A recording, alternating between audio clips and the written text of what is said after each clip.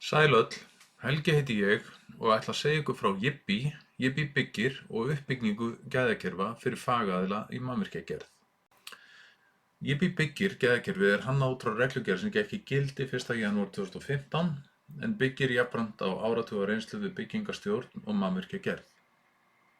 Gæðakerfi eru samkomustaður, gagna og samskipta og er fyrst og fremst ætlað að auka gæði og draga úr frávikum í tengslum við hönnun og byggingu allra mannvirkja.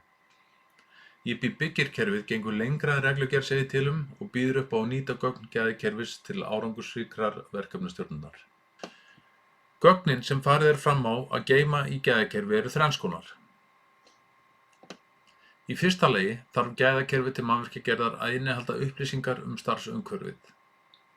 Lög og reglugerðir þurfa að vera aðgengilegar, þar með talið tilvísun í tilmæli og leiðbeiningar Mannvirkjastofnunar, aðgengi að byggingareglugerð er snýr að viðkomandi fagaðila.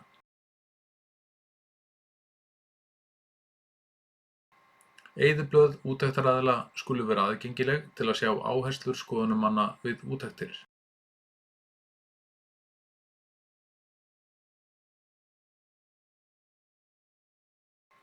Þarna þurfa einnig að vera aðgengilegir gátlistar fyrir alla fagaðila til eigin innri úttekta.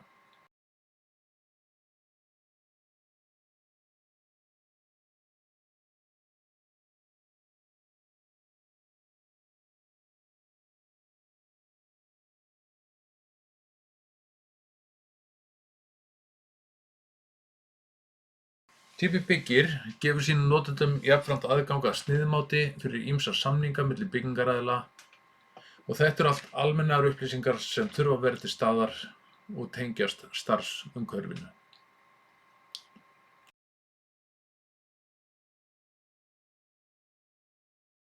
Í öðru lagi þarf gæðakerfi að innihalda góðar upplýsingar viðkomandi starfsemi, það er fyrirtækið, eigendur og starfsfólk.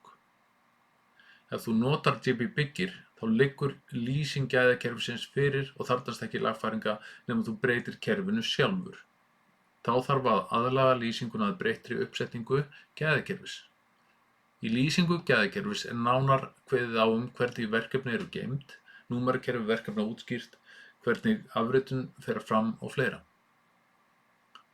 Mikilvægt er að geyma staðfestingu á úttekt, vottun og uppsetningu gæðakerfis. Þá er nauðsynlegt að koma fyrir í kerfinu upplýsingum starfsleyfi og löggildingu í tengslum við fag þess sem rekur gæðakerfið. Er að ræða meistarabréf, löggilding hönnuða, staðfesting leyfi til byggingarstjórnunar og fleira. Svo þarf að sýna fram á að tryggingar séu í lagi. Eiga þarf skjal með staðfestingu tryggingafélags gilda tryggingu í tengslum við starfsemi fagaðila. Öryggi, heilsa og umhverfi er kafli sem Jibbi byggir hefur sett upp og getur hver aðili tekið þann kafla og lagað að sínu umhverfi.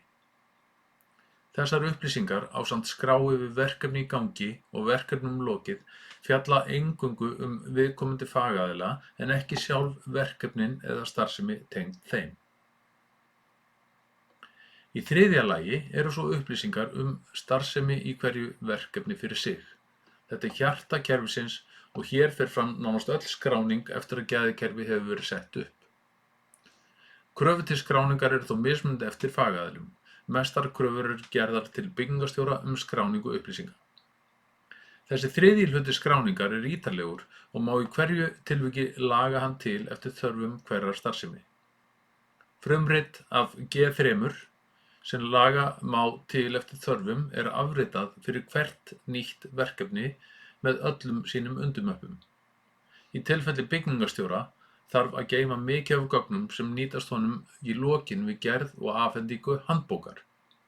Það er einmitt einn af stóru kostunum við að nota svona gæðakerfi að handbókin sem skylda er að skila eigendum er tilbúin í verklok án frekari eftirmála með upplýsingum eins og samningar, tilboð og kostnaðaráætlanir, ábyrgðaryfirlýsing fagaðila, tengiliðir við hvern verkþátt og efnisútvegun, fundir, samskipti, fundargerðir ásamt ákvörðunum og ábyrgðaraðilum, gild hönnunargögn sem byggt er eftir, tímaáætlanir og dagbækur byggingarstjóra, úttektir á framkvæmdatíma og úrbætur, innri úttektir fagaðila ásamt úrbótum, vottun á efni og byggingarvörum, Tilvísun í sérstakar öryggis- og umhverfisráðstafanir í tengslum við þetta verkefni. Fyrirspurnir, óvæntar uppákomur og sértækar aðgerðir þarfnast skipulegrar skráningar og mælir byggir með að útbúin séu sérstök númer fyrir meðhöndlun slíkra tilvika. Handbókin sjálf í raun samantekt á öllum skráðum upplýsingum, samanber hér fyrir ofan, hvert verkefni. Með því að skrá samviskusamlega og reglulega inn í hvert verkefni þá verður auðvelt að loka verkefnum með góðri handbók. Hvert verkefni fær því sitt númer og gjarnan geymt undir kaflanum verkefni í vinnslu. Það svo flutt yfir í kaflann verkefnum lokið þegar þar að kemur.